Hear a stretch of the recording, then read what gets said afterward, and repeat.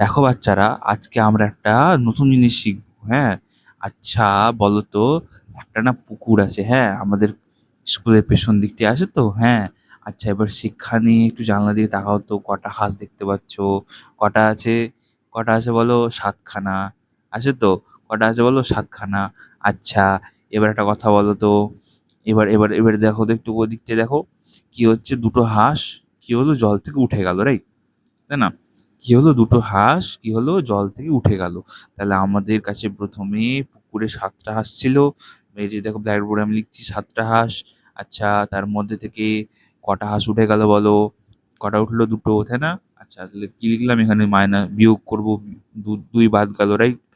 আচ্ছা, তাহলে সাত থেকে যদি দুই বাদ দিই, তাহলে এবার গুনে দেখো তো, যে পুকুরে এখন কটা হাঁস এখনো সাঁতার কাটছে?